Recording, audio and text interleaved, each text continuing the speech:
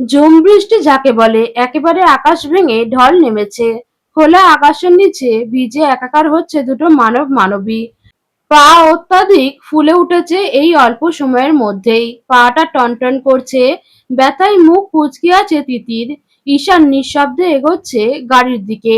স্টেশনের একদিকটা একদম অন্ধকার। বিদ্যুৎ চমকানোর কারণে এরই মধ্যে স্টেশনের ইলেকট্রিসিটি চলে গিয়েছে।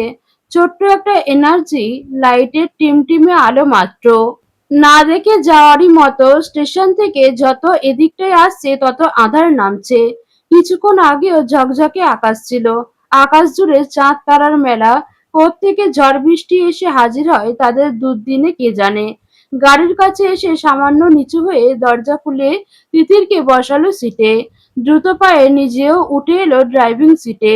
টিস্যু বক্স থেকে এক গাদা টিস্যু বের করে কোনো মতে মুছলো নিজের মাথা। মাথা টনটন করছে, ঠান্ডা লেগে যাবে। তিতিরেরও তাই, নাক পিটপিট করছে। এরই মধ্যে হাঁচি দিল দুবার। ঈশানের দেখা দেখি নিজের মাথা মুছে নিল। ঈশান গাড়ি ছাড়ছে না।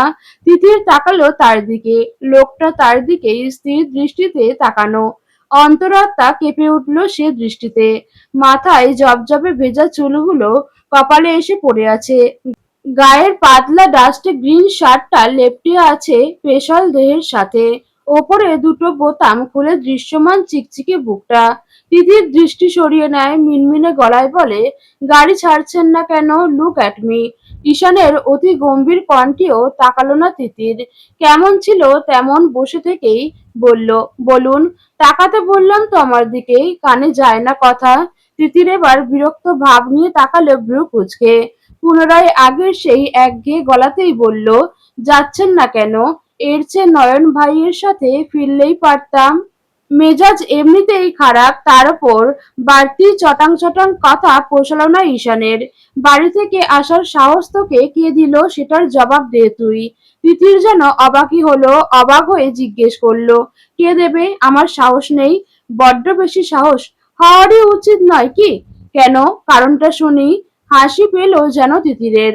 কারণ তার কাছে এখন কারণ জানতে চাওয়া হচ্ছে। এত অপমান করে এখন জিজ্ঞেস করা হচ্ছে কেন এমন করলো সে। ব্যঙ্গ করলো তিতিরের কণ্ঠস্বর এবার ঈশানকে। দুনিয়ার সকল আত্মসম্মান, ইগো, ভালো মন্দের বোধ একা আপনারই আছে, আর কারোর থাকতে পারে না। যখন ইচ্ছে হবে অপমান করবেন, বোঝা বলতে বলতে মুখে ফেনা তুলে ফেলবেন, ঘর থেকে বেরিয়ে যেতে বলবেন, জীবন থেকে বেরিয়ে যেতে বলবেন। আর আমি মাটি কামড়ে পড়ে থাকবো কেন? আমি এতিম বলে? আমার বাপ মা নেই বলে? কি মনে করেন নিজেকে? বিয়ে হয়েছে বলে আমি সব মেনে নেব? ঈশানের বুকের বাঁ পাশটা জ্বলে উঠল। মেয়েটা অত্যন্ত বেশি বোঝে। অবশ্য বেশি বোঝাটাই স্বাভাবিক। সে যা বলে ফেলেছে। তখন রাগের মাথায় তিতির যা জেদি, এটাই মানায় ওর সাথে। রাগ হলো নিজের ওপর, সাথে তিতিরের ওপরও। তবে রাগ প্রকাশ হতে দিল না, ঠান্ডা গলায় বলল, সাহস দেখাতে গিয়ে মাঝরাতে বাড়ি ছেড়ে বেরিয়ে এলি, যেখানে সবে কালকেই একই এলাকায় একই রাস্তায় একটা রেপ প্লাস মার্ডার হলো, আমাদেরই চেনা জানা। কোথায় কোন শত্রু ঘাপটি মেরে বসে আছে জানা নেই। কার কি উদ্দেশ্য তাও জানি না এখনো। ধারণা করা হচ্ছে তুখোড় কোনো সিরিয়াল কিলারের কাজ এটা। ঢাকা থেকে স্পেশাল ফোর্স পাঠানো হয়েছে তদন্তে। আর তুই এরকম একটা পরিস্থিতিতে জেদ, ইগো বজায় রাখতে বেরিয়ে এলি। মনে হচ্ছে না ভুল করেছিস? তোর কিছু হলে সে দায় আমাকে দিতে যেতিস? সারা জীবন তোর ক্ষতি হওয়ার জন্য দায়ী অপরাধী করে রেখে যেতিস? বাড়ির সবার কি অবস্থা ও তো ভেবে দেখেছিস? তিতির জবাব দিতে পারে না। সত্যিই তো তাই। তখন রাগে জেদে হুট করে অমন একটা সিদ্ধান্ত নিয়ে একদমই ঠিক করেনি সে। নিজের তো ক্ষতি হতেই পারতো, সাথে গোটা পরিবারের সকলে ভেঙে পড়তো একেবারে। তবে ঈশানের সামনে সে মাথা নোয়ালো না। রাশ ভারী গলায় বলল, একা কোথায় ছিলাম? নয়ন ভাইয়া তো ছিল সাথে। আমি ছিলাম কি? তিতির চমকে তাকায়। ঈশানের তপ্ত স্থির দৃষ্টি তার দিকেই তাক করা। হ্যাঁ, আমি ছিলাম তোর সাথে। না, তাহলে এই দুনিয়ায় আর কোনো পুরুষের কাছে, কোনো পুরুষের মাধ্যমে নিরাপদ না তুই। ঈশানের এহেন কথায় চমকায় তিতির। থমকে থাকে। আমার তো উল্টো আপনার কাছেই নিজেকে নিরাপদ লাগে না। ঈশানের মেজাজ তিত্তির করে বাড়ে তিতিরের বাঁকা বাঁকা কথায়। হিসিয়ে ওঠে সে। আমি ওর হাজবেন্ড স্টুপিড। কথার পিঠে আর কথা বাড়াতে ইচ্ছে করছে না তিতিরের। মাথার যন্ত্রণা শুরু হয়ে গেছে ভালো মতো এরই মধ্যে। একরোখা বদমেজাজি মানুষের সাথে যত কথা বাড়ানো যাবে তত কথা বাড়বে। কি দরকার? তিতির মাথা এলিয়ে দেয় সিটে। ঈশানের দৃষ্টি তখনও তিতিরকেই তাক করা। তবে হুট করে আর কোনো কথা না বলে তিতিরের এমন চুপ হয়ে যাওয়া দেখে তার বোধহয় রাগ হওয়া উচিত ছিল। কিন্তু রাগ হলো না, উল্টো চিন্তায় ছেয়ে গেল মন। না চাইতেও ব্যগ্র গলায় জিজ্ঞেস করলো, শরীর কি বেশি খারাপ লাগছে? তিতির চোখ মেলল না। ঈশানের এমন কণ্ঠ তার কানে আসলে শরীর কেমন অবশ অবশ লাগে। কেন জানা নেই তার। না, তবে লাগবে। চলুন। ঈশান তারপরও কিছুক্ষণ চুপচাপ পরখ করে তিতিরকে। বাইরে তাকায়, বৃষ্টি কমার নামগন্ধ নেই। বৃষ্টির মধ্যে নিশ্চিত রাস্তার অবস্থা বেহাল এদিকটা। চাপা রাস্তা, পাশাপাশি বিলের মধ্যে দিয়ে। একটু বৃষ্টিতেই পানি উঠে যায় রাস্তায়। রাস্তার প্রশস্ততা পরিমাণ করা যায় না, বিধায় অ্যাক্সিডেন্টের সম্ভাবনা প্রবল। আরেক উপায় অন্যদিকে ঘুরে যাওয়া, সেদিকে গেলে সময় লাগবে ডাবল। তবে তিতিরকে সাথে নিয়ে রিস্ক নিতে চাইল না ঈশান। দেরি হলেও ভালো রাস্তা দিয়ে যাওয়াই ঠিক হবে। মেয়েটাকে এ নিয়ে পরে ধরবে সে। ছাতা মাথায় দেওয়া, তবুও বৃষ্টির আঁকাবাঁকা তীক্ষ্ণ ফোঁটায় শরীর নিমিষে ভিজে আসে। ঘন ঘন বিদ্যুৎ চমকাচ্ছে এলোমেলো বাতাসে।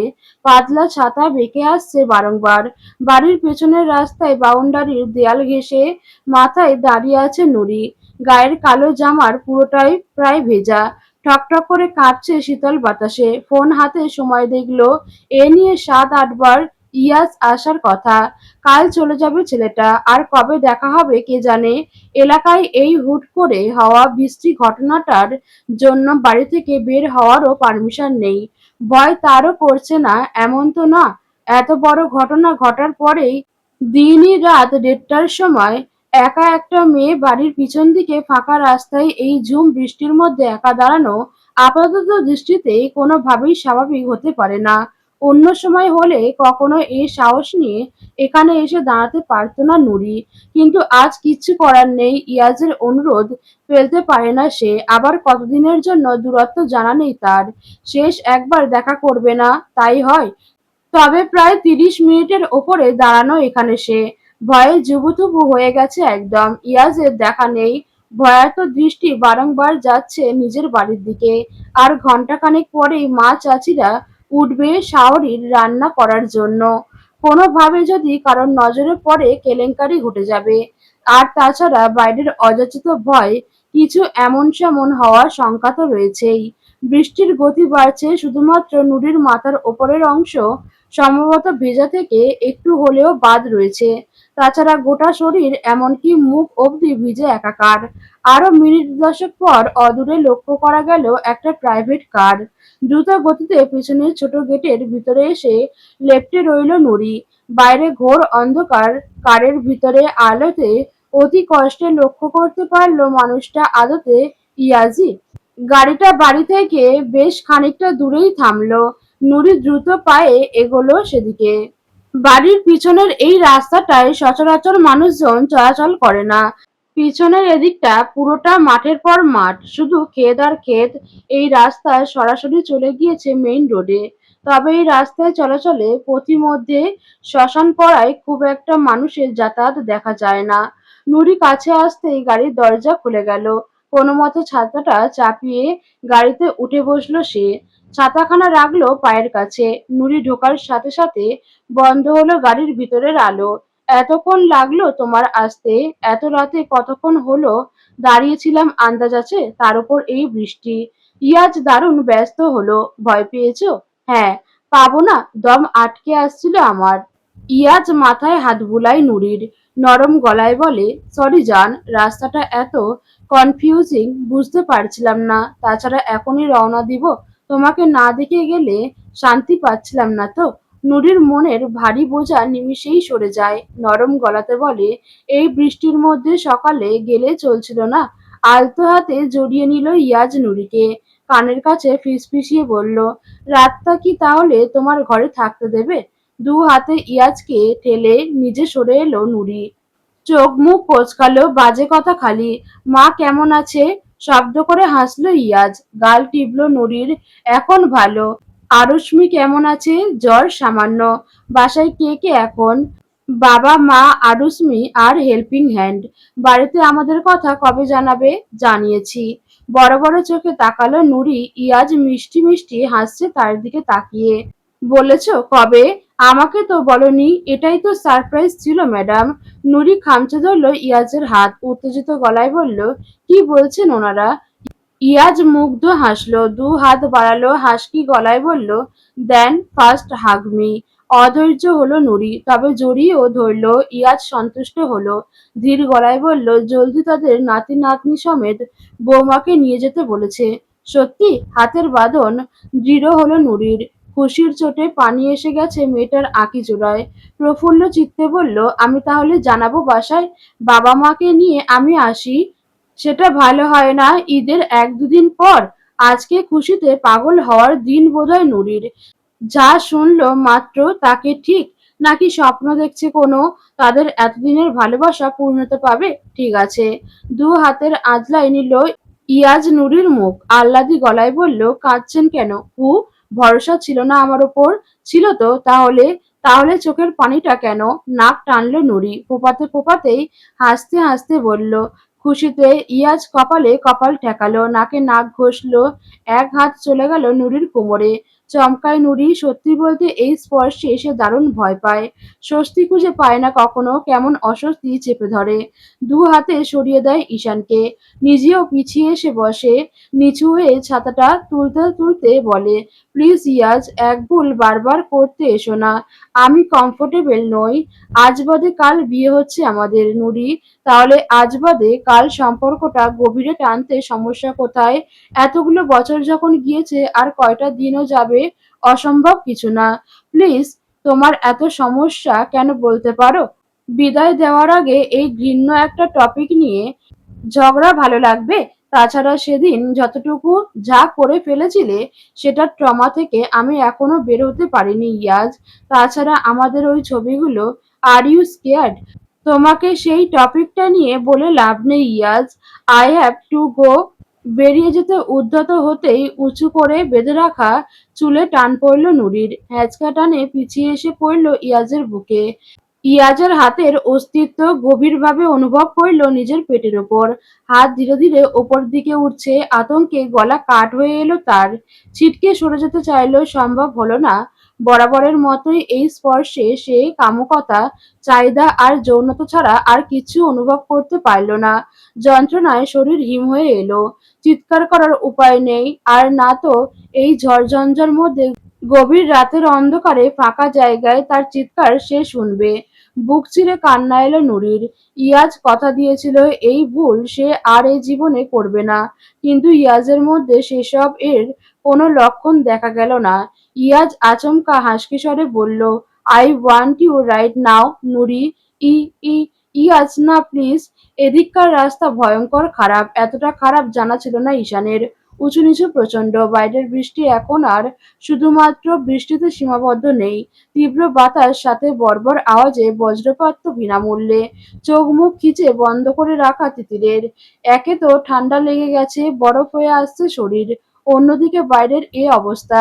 পায়ের ব্যথা কমেছে অনেকটা। গাড়িতে বসিয়েই পায়ে আচমকা কেমন করে চাপ দিল লোকটা।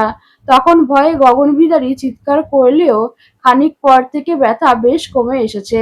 তবে ফোলা ফোলা কমেনি এখনো। মনে হচ্ছে বাড়ি ফিরে মুভ লাগিয়ে নিলেই সকালের মধ্যে কমে যাবে। ঈশানের নিজেরও অবস্থা বেহাল। বৃষ্টিতে ভেজার কারণে নয়, অন্য কারণে। তার কিন্তু তিতিরের মতো মোটেই ঠান্ডা লাগছে না, বরং উল্টো ফিল হচ্ছে। গরমে ঘাম ছুটে যাচ্ছে বেচারার। আর চোখে তিতিরকে দেখে, চোখ সরিয়েও দেয় দ্রুত। মেয়েটা ঠকঠক করে কাঁপছে, এসিও চালু করতে পারছে না ওর জন্য। গাড়ির গ্লাস নামিয়ে দিলে বজ্রপাতের তীব্র শব্দে আরো কাঁপছে। ঈশানের হয়েছে যত জ্বালা। আসমান জমিন এক করে মেজাজ খারাপ হওয়া উচিত তিতিরের ওপর, অথচ হচ্ছে অন্য কিছু। কি যে ঝামেলায় পড়ে গেছে কি আর বলবে।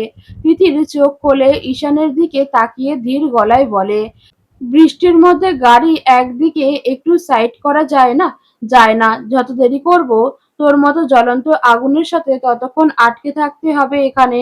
আমাকে কি মানুষ বলে মনে হয় না? ঈশানের আচমকা ক্ষেপে ওঠার কারণ ধরতে পারল না। ঈশান আচমকা গ্লাস নামিয়ে দিতেই ঝাপটা বাতাসে সে হানা দিল গায়ে। শীতে ঠকঠক করে উঠল মেয়েটা। দাঁতে দাঁত বাড়ি খেলো। আরো তেতে উঠল ঈশান। কটমট করে তাকাতেই চোখ মুখ কুঁচকে ফেলল। সরিয়ে নিল দৃষ্টি, বিরক্তিসূচক শব্দ করল মুখে। গাড়ির গতি কমে এলো সহসা। আর অমন ঠকঠক করে কাঁপছিস কেন? একা তুই ভিজেছিস, আমি ভিজিনি। বেয়াক্কেল কোথাকার। তার উপর পড়েছে সাদা জামা। মেরে ফেল তুই আমাকে। তিতির হাঁ হয়ে তাকিয়ে, শীত লাগলে কাঁপবে না, এ আবার কেমন কথা? তার শীত লাগলে সেও কাঁপুক, মানা করছে কে? সহসা মাথায় খেলে গেল ঈশানের বলা সাদা জামার কথা। মাথা নিচু করে অবলোকন করিল নিজের ভেজা শরীর। হতভম্ব হয়ে গেল সে। দু হাতে আড়াআড়ি করে আড়াল করল সম্মুখভাবে। কঠিন গলায় বলল, পড়েছি না হয় বৃষ্টির মধ্যে ভুল করে সাদা জামা, তাই বলে আপনি বেহায়ার মতো তাকাবেন? চোখের পর্দা করুন। ঈশান ভ্রু কুঁচকে তাকালো। গাড়ির সাইড করলো একপাশে। তিতিরের কথায় নয়, সে আসলেই হাতে শক্তি পাচ্ছে না কেন জানি। তাছাড়া ঝড়ের গতি বেড়েছে, বৃষ্টির তোড়ে চোখ পড়ছে না রাস্তা।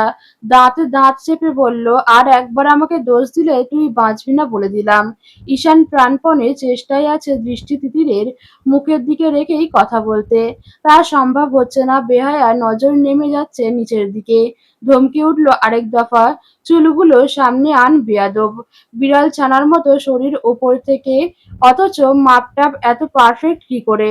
ঢাক সব অ্যাক্সিডেন্ট করিয়ে মারতে চাস তুই আমাকে? হতভম্ব তিতিরের ঈশানের কথাগুলো ধরতে কিয়ৎক্ষণ সময় লাগলো। বোঝা মাত্রই ঝড়ের গতিতে ভেজা চুলগুলো সামনে এনে ছড়িয়ে দিল দুপাশের। লজ্জায় রাঙিয়ে গেল গাল দুটো। কাত হয়ে বসলো খানিকটা। মিনমিন গলায় কোনো মতে বলল, আ আ আপনি সব দেখেছেন? হ্যাঁ, প্লিজ আর আজ তাকাবেন না। তিতিরের লজ্জারুণ মুখের দিকে তাকাতেই বরাবরের মতো মাথা শূন্য হয়ে এলো ঈশানের। তিতিরের ফুলো ফুলো গাল দুটো টমেটোর মতো লাল হয়ে গেছে। যথাসম্ভব ঘুরে বসেছে ওদিকটায়।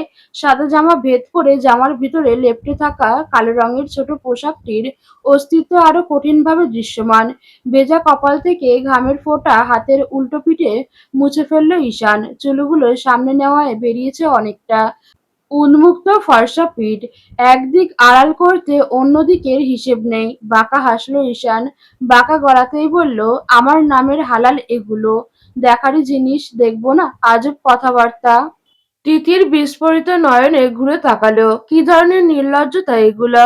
কান দিয়ে গরম ধোঁয়া বেরোচ্ছে, নিজের শরীরের শীতলতা চোখের পলকে গায়েব হয়ে গায়ে ধরা দিল উষ্ণতা। ঈশান বুঝল মেয়েটার অতি আশ্চর্যতা। মনে মনে ভীষণ হাসলো, তবে মুখ একই রকম রেখেই বলল, ওয়ার্নিং তো বৃষ্টির আগেই দিলাম। আর তাছাড়া এমন তো নয় যে আজ প্রথম দেখছি। এর আগে তো নিজ ইচ্ছায়। তিতির ডান হাত এগিয়ে মুখ চেপে ধরল ঈশানের। নিজের সিট থেকে উঠে ঈশানের দিকে ঝুঁকে গেল একদম। খোদা তার কপালে এরকম একজন নির্লজ্জ পুরুষ পাঠাবে এ জীবনে কল্পনাই ছিল না তার। সেও রোমান্টিক, তাই বলে এহেন ধরনের? খোদা কিসের অসভ্য পুরুষ একটা! দোহাই লাগে আপনার, মুখে লাগাম দিন। কিছু বলবেন না, একটুও লজ্জা নেই? ঈশান খুব সহজেই সরিয়ে ফেলল তিতিরের হাত। শুধু সরালই না, চোখের পলকে তিতিরকে উঠিয়ে আনলো নিজের কোলের ওপর। হতবিহ্বল তিতির আকাশ থেকে পড়ল একেবারে। আশ্চর্যের সীমানা পেরিয়ে গেল। দুপা নিচে ছুঁইয়ে উঠে যাওয়ার জন্য শক্তি প্রয়োগ করল। পারল না। ঈশান ডান হাত পিছন দিয়ে পেটে লাগিয়ে টেনে আনলো পিছন দিকে। ঠেকালো একদম গাড়ির সাথে। বাঁ হাত হাঁটুর নিচ দিয়ে গলিয়ে শূন্যে তুলল পা। তিতির কি করবে বুঝে উঠতে পারল না সহসা। জবজবে ভেজা উত্তপ্ত দুটো মানব শরীর লেপ্টে আছে একে অপরের সাথে। ঈশান তিতিরের রক্তিম গাল অবলোকন করে ধীর গলায় বলল, অসভ্য আমি? তোর এটা মনে হয়? এটাই সন্দেহ আছে আপনার কোনো? আলবাদ আছে। তিতির ভ্রু কুঁচকে তাকালো ঈশানের মুখের দিকে। তাকে ব্যঙ্গ করতে ব্যস্ত ওই অতি সুন্দর পুরুষ। নিজেকে সাধু সন্ন্যাসী মনে করেন? তা কেন হতে যাব? আশ্চর্য! সাধু সন্ন্যাসীরা ভেজ টাইপ। বুঝিস সেটা কি? ওরা বিয়ে-থা করে না। বউসঙ্গ ওদের নেই। আমি তো সেটা হতে পারবো না। বউসঙ্গ আমার দরকার, ভীষণ দরকার। তিতিরের কান্না পায় এমন অবস্থায় বারবারই লোকটা মাত্রা ছাড়া বাজে কথা বলে। পুরুষ শক্তির সাথে পেরে ওঠে না বলে সহ্য করা ছাড়া উপায় থাকে না। অথচ লজ্জায় ঘৃণায় মরে যায় সে এমন কথা শুনলে।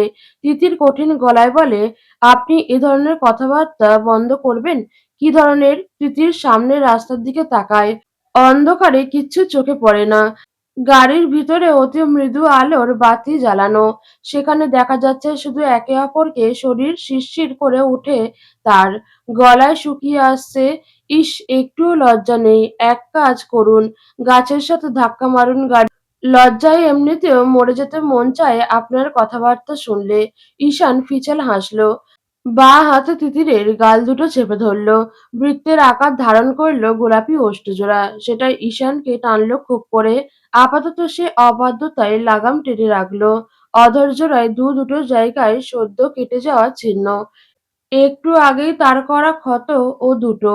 ক্ষততে ব্যথা দিতে বিবেক সায় দিল না তার। ভেজা ঠোঁটজোড়া থেকে দৃষ্টি তুলল পুরো মুখে। হাসকি স্বরে বলল, কি আশ্চর্য! মরবো কেন? আমাকে কি পাগলা কুকুরে কামড়েছে? এখনো ভার্জিনিটি খোয়ালাম না, উপোস ভাঙলাম না, বউকে ধরলাম না, খেলাম না, আগেই উপরে চলে যাব? খোদা পাপ দেবে না? কি যে বলিস! হাহ! তিতিরের শরীর থরথরিয়ে কেঁপে উঠল ঈশানের অশ্লীল কথায়। চোখ খিচে বন্ধ করে রইল। বাজে না বকে সরতে দিন আমাকে। কথায় কথায় কোলে তুলে নেন কেন? অসহ্য! ঈশান অশ্লীল ভঙ্গিতেই হাসল। হাতের চাপ প্রয়োগ করল তুলতুলে উদরে। পায়ের আঙুল ভাঁজ হয়ে এলো তিতিরের। হাতের মুঠো শক্ত হলো। ঈশান মুখ এগিয়ে নিল তিতিরের কানের কাছে। এক হাতে কানের ওপর ছেয়ে থাকা ভেজা চুলগুলো আলতো হাতে সরিয়ে ফেলল সামনে থেকে। শক্ত ঠান্ডা আঙুলের নগ্ন স্পর্শ ঘাড়ে পড়তেই অজান্তেই মাথা বেঁকে গেল। চোখ তো বন্ধই, শ্বাস-প্রশ্বাস দ্রুত হলো। ঈশান ফিসফিস করে বলল, তোর কষ্ট কমের জন্য করে তুলি, আর আমাকেই দোষ দিস? বাহ, চমৎকার! তবে তুই চাইলে উল্টোটাও ট্রাই করতেই পারিস। তুই নিচে, আমি ওপরে। আপনি দুটো পায়ে ধরি, থামুন। আর টর্চার করবেন না আমাকে। ঈশান মনে মনে হাসে। স্বাভাবিক গলায় বলে ওঠে, ঠান্ডা লাগছে? না, চলুন বাড়ি যাব। বাড়ি ছেড়ে এসেছিলি কেন? ওটা আমার বাড়ি নয় তাই। বোঝা আমি ও বাড়ির? রাগের মাথায় বলা কথা ধরতে আছে? আমি বদমেজাজি জানিস না? রাগ মাতাল দুটো অবস্থাতেই মানুষ সত্যি কথা বলে। আপনিও বলেছেন। ঈশান ঘোর লাগা চোখে তাকিয়ে তিতিরের কুঁচকে রাখা মুখের দিকে। বন্ধ চোখের পাপড়ি কাঁপছে, ওষ্ঠজোড়াও কামড়ে ধরে রেখেছে। বাঁ পাশের সামনের চুল তো ঠেলে পিছনে সরিয়ে দেওয়া তারই হাতে। সাদা ফিনফিনে ভেজা জর্জেট ওড়নাখানা গায়ে জড়িয়ে থাকলেও খুব একটা সুবিধা করতে পারছে না। কালো কাপড়ের অবয়ব স্পষ্ট ফুটে উঠেছে।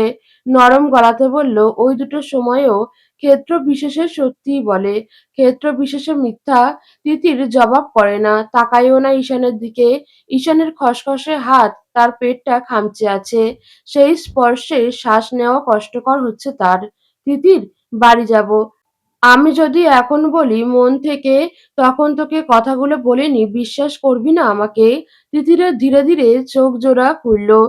কাঁপা কাঁপা দৃষ্টি ফেরালো ঈশানের মুখের দিকে। কেমন একটা কামুক দৃষ্টিতে তাকানো তার দিকে। ধীর গলায় বলল, রাগ নিয়ন্ত্রণ করতে না পেরে রাগের মাথায় একটা মেয়েকে আঘাত করা বা তিক্ত কথার তীরে ক্ষতবিক্ষত করা কোন ধরনের পৌরসত্ব? দেওয়ান সাহেব, আম সরি। নিজের কানকে বিশ্বাস করে উঠতে পারল না তিতির।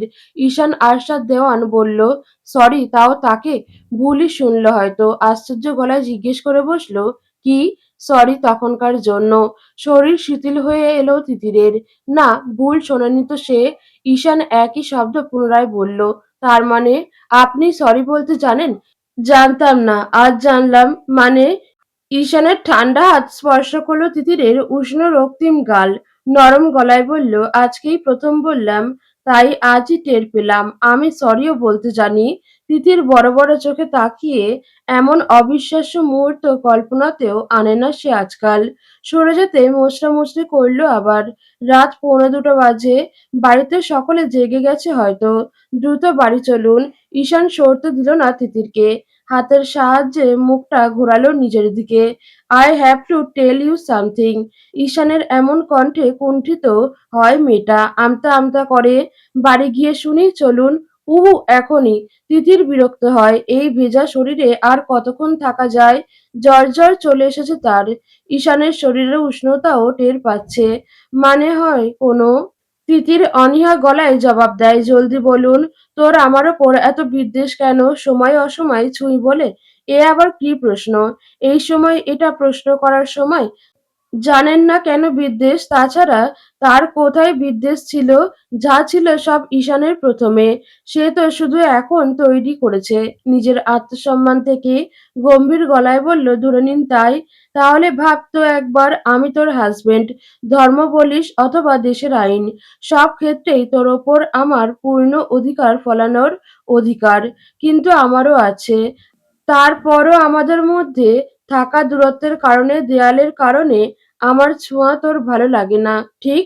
তিতির আবার জবাব দেয় না। ঈশান একই গলায় বলে, আচ্ছা, আমি যদি অন্য সব পুরুষের মতোই তোর অনুমতির তোয়াক্কা না করে তোকে আমার করে নেই, তোর কি মনে হয় আটকানোর সাধ্য বা শক্তি কোনোটাই আছে তোর? নেই কিন্তু। যতবার মাঝপথে থেমেছি তোর কি মনে হয় না আমি চেয়েছি বলেই তুই বাঁচাতে পেরেছিস নিজেকে? ঘুরে ফিরে সেই আমাকে দুর্বল বলে নিজের পৌরুষত্ব দেখানোর চিন্তায় মরিয়া আপনি? ঈশানের রাগ হয়, তবে সামলেও নেয়। ভারী গলায় বলে, যেটুকু জিজ্ঞেস করছি সেটুকুরই জবাব দে আপাতত। তিতির দীর্ঘশ্বাস ফেলে। মুখ কঠিন হয়েছে এখন। না, নেই। ধর, তোর সাথে আমি জোর জবরদস্তি করে তোর সবটুকু নিয়ে নিলাম। তোর আমার প্রতি ঘৃণা হবে, কিন্তু ঠিক হু ঈশানের মুখে ছটাক হাসির রেখা দেখা গেল সাথে সাথেই। বলল, আমি কিন্তু তোর হাজবেন্ড। তিতির ব্যঙ্গ চোখে তাকালো, ব্যঙ্গ করেই বলল, তো? কোনো নারীর মন থেকে ভালোবেসে দেওয়া অনুমতি ছাড়া পুরুষের স্পর্শ বিষ হয়। হিসেব মেলাতো। আমি তোর বৈধ পুরুষ। তারপরও এটা বলছিস? পরপুরুষ এটা করলে তখন? আঁতকে উঠল তিতির। সাথে বজ্রকঠিন হলো মুখ, পাপ, ধ্বংস। ঈশান এবার দৃশ্যমান হাসল। জিজ্ঞাসু গলায় বলল, সব নারীরই কি একই ধারণা? মানে এই যে কোনো এক অদৃশ্য কারণে স্বামী হয়েও তোর ওপর অধিকার দিচ্ছিস না আমাকে? বিয়ের রাতে বলা কিছু কথার জন্য পরে হাজারবার বললাম সেসব মিথ্যা ছিল। তোকে যতটা গভীর অবধি ছুঁয়েছি তার ১% আমি কোনো পরনারীকে ছুঁইনি, বিয়ের আগে অথবা পরে। অথচ নারীরা পুরুষকে অনায়াসে সে অধিকার দেয় কী কারণে, এটার জবাব দিতে পারবি তুই? যেহেতু তুই একজন নারী। ঈশানের বলা কথাগুলো তিতিরের বুকের বাঁ পাশটা কেমন খচখচ করে ওঠে। চোখে পানি চলে আসে অজান্তেই। আজকে কেমন অন্য ঈশানকে দেখছে যেন সে। ধীর গলায় বলল, ভালোবাসায় অন্ধ তারা। তার মানে যারা সেসবে বাধা দেয় তারা ভালোবাসে না? তিতির সচকিত হয় ঈশানের কথার প্যাচে। স্বাভাবিক গলায় বলে, আমার কথা ধরতে পারেননি আপনি। ভালোবাসা আর ভালোবাসায় অন্ধ দুটো কিন্তু আলাদা। যারা ভালোবাসে তারা সামনের মানুষের সাথে নিজেকেও ভালোবাসতে জানে। আত্মসম্মান বোধ মূলত নিজেকেও ভালোবাসা। আর যারা অন্ধ সে ভালোবাসায়। যে হিসেবে আপনি জিজ্ঞেস করলেন, আমিও তাহলে সেই হিসেবেই উত্তর দিচ্ছি কিন্তু। ফিজিক্যাল নিড, তাই তো? বিয়ের আগে নিজেকে বিলিয়ে দেওয়াটা অসুস্থ প্রেম। হিতাহিত জ্ঞানশূন্য হয়ে শুধুমাত্র মানুষটাকে নিজের কাছে ধরে রাখে। নিজের সবচেয়ে মূল্যবান সম্পদ বিলিয়ে দেওয়া। এটার থেকে পাপ, অন্যায় আর দ্বিতীয় একটা হয় না। বিয়ের পরও আমার মতে একই যুক্তি প্রযোজ্য। স্বামী অন্য নারীতে মজে থাকলে, শুধু দিন শেষে শরীরের চাহিদা মেটাতে কাছে আসলে আমার মতে সেটাও পাপ, অন্যায়। তবুও কিন্তু অহরহ হচ্ছে এসব। হচ্ছে কিছু নারী ইচ্ছে করে বিকিয়ে দিচ্ছে নিজেকে, আর কেউ ভালোবাসা নামক জালের ফাঁদে পড়ে অজান্তেই শেষ হয়ে যাচ্ছে। ভালোবাসার মানুষ বলে যাকে ভরসা করে বিয়ের আগেই তার কাছে অসম্মানিত হচ্ছে। দীর্ঘশ্বাস ফেলে ঈশান। আর কিছু বলতে গিয়েও বলতে ইচ্ছে হলো না কেন জানি এই মুহূর্তে। মৃদু গলায় বলে ওঠে, "আমি তোকে ডিভোর্স দেব না তিতির। সম্ভব নয় সেটা। তোকে আমার সাথেই থাকতে হবে। জোর জবরদস্তি নয়। আমার ধারণা তুইও চাস।" "আপনি চান?" "চাই। হঠাৎ, হঠাৎ নয়, চাই বলেই বিয়েটা হয়েছিল। করেছিলাম আমি। ভালো তো বাসেন না। বাঁচতে বাধ্য করবি। ভালোবাসা জোর করে হয়? তোর কিভাবে হয়েছে?" তিতির অপ্রস্তুত হয় খানিকটা। শ্বাস আটকে আসে, মুখ অন্যদিকে ঘুরিয়ে বলে, "কে বলল আমার হয়েছে?" ঈশান হাসে, কোনো সংকেত ছাড়াই ভেজা চুমু আঁকে তিতিরের ঘাড়ের বাঁ পাশটায়। শরীর ঝাঁকি দিয়ে ওঠে তিতিরের। খামচে ধরে ঈশানের পা। ঈশান ফিসফিস করে বলে, "হয়নি? ভালোবাসিস না আমাকে? এর আগে দুইবার বলেছিলি।" কিন্তু তিতির হাঁ করে শ্বাস নেয়। বুকের ওঠানামা দ্রুত হয়েছে। তো, তো আর কি? তোর কিভাবে হলো আমার মতো একটা কাঠখোট্টা পুরুষের প্রতি ভালোবাসা? তোর যদি হতে পারে, আমারও তোর প্রেমে পড়া অসম্ভব নয় কিন্তু। চাইলেই ফেলতে পারিস।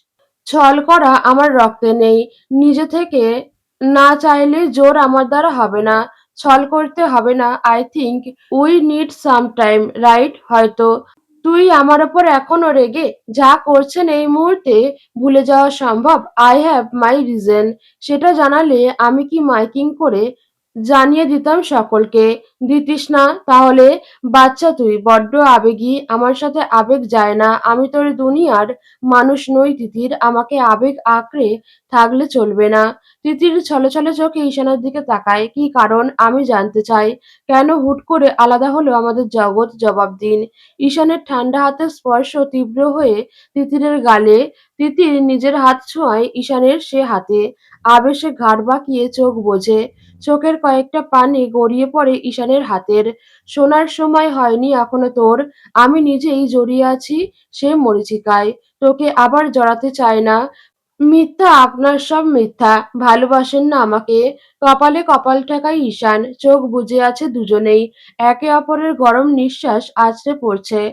শ্বাস-প্রশ্বাস দ্রুত চলছে দুজনেরই। বাসি না তো বাসবো। মিথ্যা ছাড়ুন আমাকে। যেদিন সত্যিই হবে সেদিন। আমি বাসি না আর ভালো আপনাকে। ঘৃণা করি, থাকতে চাই না আমি আপনার সাথে। এত অপমান অসম্মান আমি চাই না আর আপনাকে।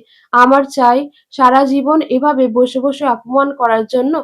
না, আদর দেওয়ার জন্য। তিতির আচমকা খেয়াল করে তার জামার পেছনের চেইন খুলে ফেলা হয়েছে। চকিতে চোখ খোলে। বাধা দেওয়ার আগেই দুপাশ থেকে বেশ খানিকটা নামিয়ে আনা জামা। গলার ওড়নাটা কোলের ওপর হুটোপুটি খাচ্ছে। তিতিরের হাত ঈশানের শার্টের কলার খামচে ধরা। আহ আহ আপনি মাত্র বললেন আমি না চাওয়া অবধি আমাকে ছোবেন না। ছোবো না তো তাহলে এসব? উস, একটু চুপ কর। তিতির চুপ করে না। কিছু বলার আগেই ঈশান ঠোঁট ছোঁয়ায় মেয়েটার কণ্ঠদেশে। টুকরো টুকরো চুমুর স্পর্শে ভিজে যাচ্ছে কণ্ঠদেশ। ঈশানের চুমুতে স্থির রইল না। তীব্র কামড়ে জর্জরিত হলো পুরো কণ্ঠদেশ। বক্ষজোড়ার ওপরের অংশ কাঁধ। ছোপ ছোপ রক্তাভ আভায় ছেয়ে গেল পুরো উন্মুক্ত স্থান। তিতির বাধা দিতে চেয়েও পারছে না ঈশানের সাথে। ব্যথায় আবেশে গড়িয়ে পড়ছে নোনা জল। মুখ তুলল ঈশান, ঠোঁট ছোঁয়ালো তিতিরের গালে। অবলীলায় শুষে নিল দু গালের গড়িয়ে পড়া নোনা জল। হাসকি স্বরে বলল, "আজকের পর তুই না চাইলে তোর হাতও স্পর্শ করব না তিতির। যেদিন তোর মনে হবে আমি তোকে ভালোবাসি, তুই স্বইচ্ছায় মন থেকে আমার হতে চাইবি, আমার গভীর স্পর্শ চাইবি, নিজেকে আমার মাঝে বিলীন করতে চাইবি, সেদিন তোকে আমি স্পর্শ করব।" কথা বলতে পারছে না তিতির, জ্বলে যাচ্ছে শরীর। বুকের ওঠানামা দৃশ্যমানভাবে চোখে লাগছে ঈশানের। চোখ বুজে নিজেকে ধাতস্থ করে নিল। দ্রুত হাতে জামার চেন লাগিয়ে ওড়না দিল গায়ে। হাত ছোঁয়ালো মেয়েটার গালে। আঙুলে স্লাইড করল অধরষ্ট। নরম গলায় বলল, "যেদিন মনে হবে তুই রেডি, আমি রেডি। সব ভুল বোঝাবুঝি জটিলতার অবসান ঘটে আমাদের মন এক হবে। সেদিন কাছে আসবো আমি তোর। তোর বিশ্বাস, ভরসা, অনুমতি ছাড়া আর কিচ্ছু হবে না আমাদের।" তিতির ততক্ষণ নিবু নিবু চোখ মেলে তাকিয়েছে। খুব করে বিশ্বাস করতে মন চাচ্ছে ঈশানকে। তার অবচেতন মনের মধ্যে ভরসা, বিশ্বাস সব করে বসে আছে ঈশানকে। সময় দেওয়া উচিত কি আপনাকে? সময় নেওয়াও উচিত। কেন? তোর অতীত ভুলতে হবে। যে অতীতে অন্য পুরুষের অস্তিত্ব ছিল, সে অতীত মুছে ফেলতে হবে। আমি পুরুষ মানুষ, বারবার খেই হারিয়ে চলে আসি তোর কাছে। তোর তাই ধারণা আমি এইরকম সব নারীর কাছে? হুম, এই ধারণা তো? তিতির মাথা ঝুঁকিয়ে রাখে। সেই ধারণা মিথ্যা, ভুল প্রমাণেও সময় চাই। তোরও আমারও। আমার জিনিসে অন্যের নজর আমি সহ্য করতে পারি না আজীবন। অথচ তোর দিকে সবার নজর কেন? সেই সুযোগ তুই দিস বলেই পায় তারা। অবাক হয় তিতির। সে দেয়? কাকে দিল? রাহাত ভাইয়ের চ্যাপ্টার আগের। তখন তার জীবনে ঈশানের অস্তিত্ব ছিল না। সে মুহূর্তে ঈশানের নামে কবুল পড়েছে দুনিয়ার সব পুরুষ হারাম হয়েছে তার জন্য। মন থেকে মানে সে সেটা। আমি দেই? হয়তো বুঝতে পারিস না কিন্তু দিস। আমি সেটা মানতে পারবো না। সুতরাং স্থির কর নিজেকে। মুক্তি তুই পাবি না, মৃত্যুতেও না, এ জনমে সে জনমে, কোনো জনমে আমি আমার জিনিস অন্য কারোর জন্য ছাড়বো না। এটা ভালোবাসা নয়, জেদ একরোখামি। হলে তাই তবুও। ঈশান তিতিরের কোমর চেপে বসায় পাশের সিটে। তিথির কিছু বলার আগেই চুপ করিয়ে দেয়। আর কিছু বলিস না, আমি পারছি না আর। আই হোপ বুঝতে পারছিস কেন এই কষ্ট তোর বোঝার সাধ্যের বাইরে। বোঝাতে গেলে দুশ্চরিত্র খেতাম দিবি। ম্যারিটাল রেপ কি যেন বলছিলি? ব্যঙ্গ করে হাসি ঈশান। জোরে জোরে শ্বাস নেয়। তিতির ছলছল চোখে তাকানো। সব ঠিক হয়ে কিচ্ছু ঠিক হলো না। গভীর মরীচিকায় ডুবে দুজন। তবে এটা সত্যি তাদের সত্যি সময়েরই প্রয়োজন, অনেক প্রয়োজন।